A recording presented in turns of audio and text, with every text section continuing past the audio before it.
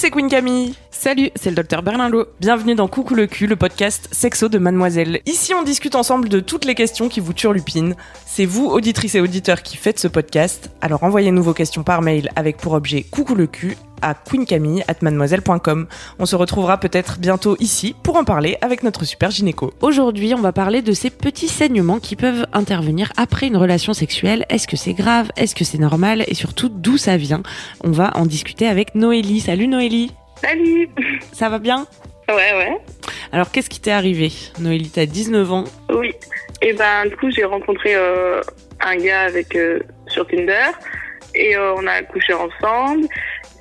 Et il avait une grosse bite, voilà. Et du coup, ça m'a pas gênée. Genre, sur le coup, ça s'est passé normalement, comme d'habitude quand je couche avec des gens. T'as pas eu mal pendant la relation? Non, j'ai pas eu mal. Enfin, c'était pas exactement les mêmes sensations, mais je veux dire, j'ai pas eu de douleur ou quoi pendant la pénétration. Et après avoir fini, je vais aux toilettes pour faire pipi. C'est bien, bon réflexe. Oui, il faut faire ça. Et du coup, je m'essuie et il y avait du sang sur le papier. Mais pas du sang comme les règles, quoi, du vrai sang plutôt, quoi. Et pas énormément, mais un petit peu quand même. Et le lendemain matin, quand j'ai fait pipi, il y en avait aussi. Et après, il n'y en a plus eu. Et je me demandais surtout d'où ça venait et si c'était un petit peu grave ou voilà. Tu te demandais, comme ça fait pas très longtemps que t'es active sexuellement, comme on dit. Oui. Du coup, tu te demandais si ça pouvait être ton hymen ou... Oui, parce que je me disais, je sais pas, parce que j'ai vu que l'hymen il pouvait être percé plusieurs fois ou qu'il pouvait être pas percé des fois et percé après. Et du coup, voilà, je me demandais si ça pouvait être ça ou si c'était les parois, les parois du vagin ou autre chose. Ça, c'est une question pour Dr Berlingot. Je crois que c'est une question pour moi. Je me tourne vers toi. Il y a plusieurs questions dans ta question, juste parce qu'il y a la question de l'hymen en soi. Enfin, je pense qu'on peut répondre déjà à l'hymen pour tout le monde. Moi, je croyais que c'était pas l'hymen qui saignait, que c'était les parois du vagin qui pouvaient saigner pendant la première relation sexuelle. Non. Vas-y. Non, mais démonte ma théorie, t'es là pour ça. Alors, l'hymen.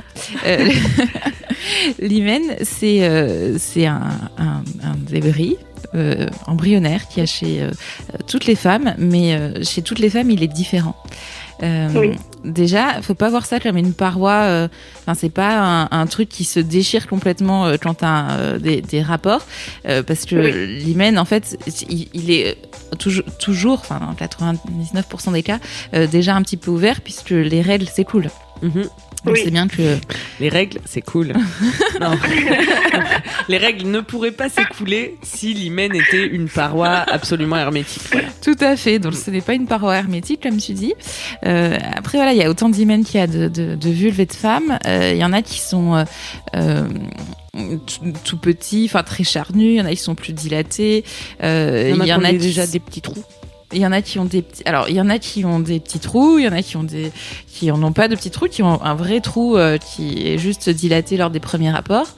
En fait, il y a et quand on parle de premiers rapports sexuels, c'est les premières choses que tu mets dans un vagin, mais c'est pas forcément... l'hymen, il peut être un peu dilaté aussi... J'ai les ados qui font du cheval ou de la gym, oui, moi aussi, j'ai fait beaucoup ou de la danse. De cheval. Ouais, tu vois, peut-être que voilà, ça peut participer à le rendre plus dilatable et voilà. Et les premières. Après, il y a des filles aussi qui se mettent des tampons ou des cups avant d'avoir des rapports sexuels. Voilà, tous les rapports sexuels, ça peut être des doigts ou un pénis. Donc, l'hymen il peut être travailler, on va dire, de plein de manières avant d'avoir un rapport sexuel hétérosexuel d'un pénis dans un vagin. Et même en étant travaillé de diverses manières, en fait, il y a des hymens qui sont très souples et qui juste se détendent un petit peu et qui saigneront jamais. Il y en a qui sont plus fibreux, qui sont plus serrés et qui donc au moment alors soit du premier rapport avec un pénis, soit à un autre moment peuvent saigner. Enfin, par exemple, je sais pas, ça peut passer inaperçu au moment des règles, par exemple, avec, je sais pas si, en se faisant un peu mal avec un tampon, en mettant, ça peut saigner un petit peu sans que ça se voit. Bref, ça peut saigner ou ne pas saigner, et c'est pas significatif du fait d'avoir eu un premier rapport sexuel ou pas, quoi. Oui.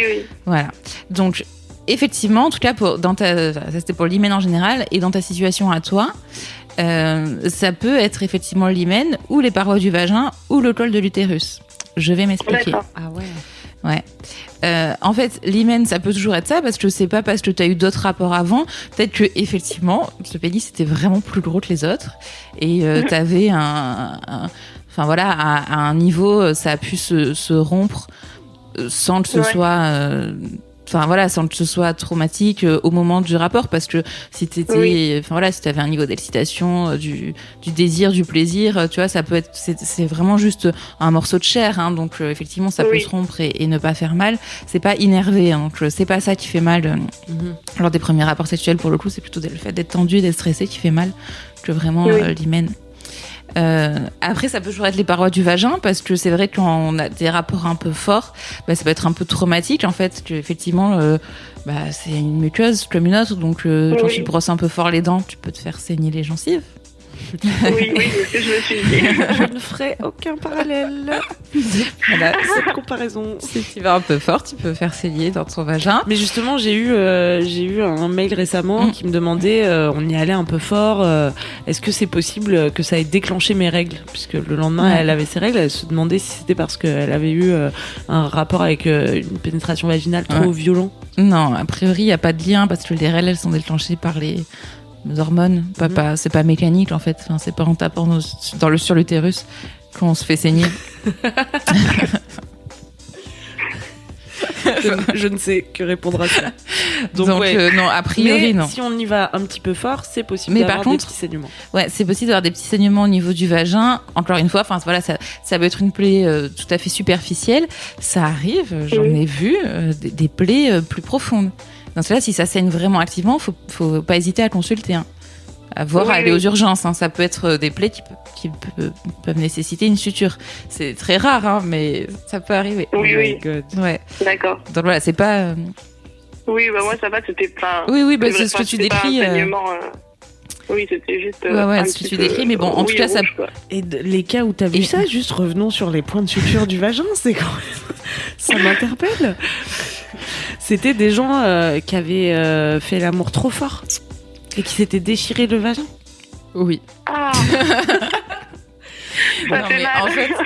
Non mais en fait ça fait une espèce de, ça arrive de temps en temps. Je sais plus où ça s'appelle, un effet blast un peu. C'est que en fait c'est le vagin, mais ça va faire peur aux auditrices alors que c'est rarissime, hein. Bon, retenez que c'est rarissime. Voilà, mais bon, c'est quelque chose qui peut arriver. Donc, si vous avez des saignements très très actifs après un rapport, vraiment allez consulter aux urgences. Dans le cas de Noélie. En fait, quand le vagin, c'est une cavité qu'on appelle virtuelle, c'est-à-dire qui s'ouvre, enfin c'est fermé, et c'est quand t'as des rapports que voilà, ça se dilate. Et en fait, parfois, quand t'as des rapports vraiment forts sur un vagin qui est très dilaté, tu peux avoir une espèce d'appel d'air en fait. Ok. Et qu'à un moment, ça fasse un peu comme une sorte de, ça s'appelle un effet blast, comme une sorte d'explosion dans ton vagin. Pardon de rire. Mais franchement, c'est super rare, hein. Bon, c'est super rare. Mais effectivement, en l'occurrence, moi, donc, j'ai déjà vu ça aux urgences. Et c'était une plaie de 5 cm qui saignait vraiment activement. Donc, on l'a passé au bloc opératoire et on l'a suturé. Waouh. Donc, bon, les explosions de vagin, bon à savoir. Mais retenez que ça reste rare. Et voilà, que de toute façon... faut pas avoir peur de ça quand vous avez des rapports, hein. Vraiment, c'est... Enfin, je sais pas, tout peut arriver dans la vie de toute manière, hein, mais retenez que voilà, s'il y a des si vous saignez abondamment après un rapport, quand même, si on a une plaie de 5 cm dans le vagin, on le sent, je pense. Ah oui, de toute façon, elle est venue aux urgences, mais n'hésitez pas à le dire parce qu'elle nous a pas dit que c'était après un rapport et nous on comprenait pas. Enfin, vraiment, ça saignait, et on comprenait pas d'où ça venait parce que enfin bon, ça saignait abondamment et vraiment on avait du mal à regarder quoi, aux urgences parce que elle avait mal, etc. Et c'est bien après qu'elle nous a dit oui, mais en fait, je sors de rapport, machin. Ce qui peut aider au diagnostic. Donc n'ayez pas honte, hein, on est là pour vous écouter sans vous juger. Normalement. Et enfin, je disais oui, ça peut être le col de l'utérus qui saigne. Alors, je vais vous donner un mot scientifique. Allez. C'est qu'on peut avoir ce qu'on appelle ça un ectropion. Donc, un ectropion, ça a l'air dégueulasse comme ça, mais c'est pas du tout dégueulasse en fait. Non, c'est vraiment, ça n'a rien de dégueulasse. Hein. C'est en fait le col de l'utérus. Il y a des muqueuses différentes sur le col de l'utérus. En fait, c'est comme, vous voyez sur la bouche, il y a à l'intérieur une muqueuse qui est vraiment lisse, et à l'extérieur une muqueuse qui est plus kératinisée parce qu'elle est à l'extérieur. Donc pour se protéger des agressions extérieures, elle est un peu plus épaisse. C'est quoi la muqueuse extérieure? C'est où tu mets du rouge à lèvres. Ah oui. Oui, là je compare à une bouche. Je parle d'abord de la bouche. D'accord. Donc l'intérieur des joues, par exemple, c'est oui voilà, l'intérieur des joues, c'est une muqueuse différente de celle des lèvres. Voilà, tout à fait. Et en fait, sur le col de l'utérus, c'est la même chose. C'est-à-dire que l'extérieur du col de l'utérus, on peut le comparer un peu à des lèvres, de bouche, de visage. Et l'intérieur du col de l'utérus à l'intérieur des joues, comme disait Camille. Et du coup, un truc qui est possible, c'est que c'est rare chez les très jeunes, mais ça peut arriver, c'est que la muqueuse de l'intérieur des joues du col de l'utérus. Oui. C'est compliqué. Cette métaphore n'a plus aucun sens. Donc oui, à l'intérieur. Elle sort un petit peu à l'extérieur. Ah oui. Et donc du coup, elle est plus fragile en fait, elle est plus sensible. Et du coup, ça peut faire au moment des rapports ou globalement au moment des rapports ou même parfois spontanément, il peut y avoir des petits saignements. Et ça, vous pouvez pas le savoir toute seule, faut se faire examiner pour ça. Mais en tout cas, ça c'est pas grave du tout. Il y a des femmes qui ont des petits saignements comme ça régulièrement après leur rapport. Et en fait, quand on sait qu'elles ont un ectropion qui saigne un petit peu, voilà, c'est pas grave. Donc globalement, hymen, paroi du vagin, col de l'utérus. Tout ça, c'est pas grave en tout cas. Alors, c'est pas grave quand ça se résout tout seul. Enfin, tu vois, là, typiquement, tu nous as dit, c'est venu 2 fois et c'est parti. S'il y a juste un petit peu de saignement, non, c'est pas grave. S'il y a des saignements abondants, comme on l'a dit. Je me demandais d'où ça venait, quoi. Ouais, mais ça peut être les 3. Si vraiment tu veux savoir, il faut te faire examiner. Je vois que ça comme... Parce que quand t'as après ça va, c'était plus par curiosité. Je voulais pas trop aller voir sur Doctissimo qui me disent vous avez un cancer. Ouais, voilà. Après, effectivement, quand tu trouves ça sur Doctissimo parce que les cancers du col de l'utérus, ça peut faire saigner aussi. En pratique, on n'a pas un cancer du col de l'utérus à 20 ans. Mais effectivement, on peut trouver ça sur Internet, que les saignements, que ce soit après un rapport ou pas après un rapport, ça peut être un signe de cancer. C'est vrai, mais pas à 20 ans. Enfin, c'est pas pour rien qu'on commence les frottis. Les frottis, on les commence à 25 ans, dans le cadre du dépistage du cancer du col de l'utérus. Donc, voilà, enfin, c'est pas on n'est pas là-dedans. T'es rassurée, Noélie ? Oui, totalement. Bon, c'est parfait. On te souhaite une bonne continuation. Merci, vous aussi. Est-ce que tu vas revoir le gars de Tinder ? Ah, je sais pas, en général, je les vois qu'une fois. Allez, d'accord. À bientôt, Noélie. Salut. Ciao. Merci. C'est la fin de Coucou le cul, merci de nous avoir écoutés. Si vous avez aimé, parlez-en autour de vous, partagez avec vos amis, ça lancera peut-être des discussions intéressantes.